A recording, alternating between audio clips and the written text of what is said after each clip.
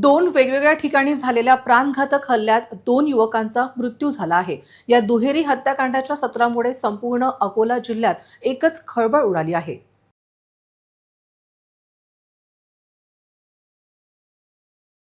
शहर पोलीस दलाच्या Ramdaspeth police station अंतर्गत येणाऱ्या तारफैल परिसरात काल रात्री 12 वाजेच्या सुमारास एका युवकाची चाकूने भोसकून हत्या करण्यात आली. अंकुश नंदू गवडी, राहणार अकोटफैल अकोला असे मृत पावलेल्या युवकाचे नाव आहे. मिळालेल्या माहितीनुसार अंकुश गवडी हा रात्री तारफैल परिसरात असताना अचानक 3 ते 4 अनोळखी हल्लेखोरांनी त्याच्यावर धारदार चाकूने सपासप वार केले. हा हल्ला इतका भीषण होता की गंभीर जखमी झालेल्या अंकुशचा घटनास्थळावरच रक्ताच्या थारोळ्यात पडून मृत्यू झाला. घटनेची माहिती मिळताच रामदासपेठ पोलिसांनी तातडीने धाव घेत मृतदेह शवविच्छेदनासाठी शासकीय रुग्णालयात पाठवला.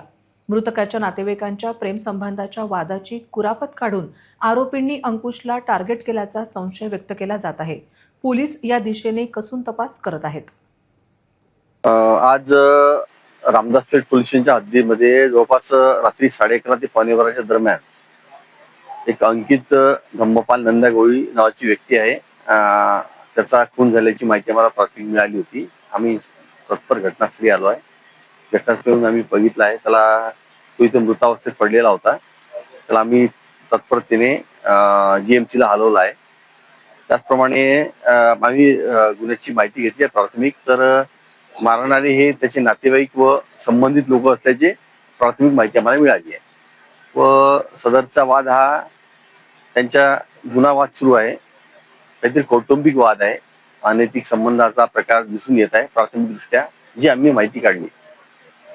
तर त्या दृष्टीने आमचा शोध सुरू आहे आणि आरोपीचा शोध सुरू आहे. प्राथमिकदृष्ट्या आम्हाला 2 ते 3 आरोपी असल्याची माहिती मिळाली आहे.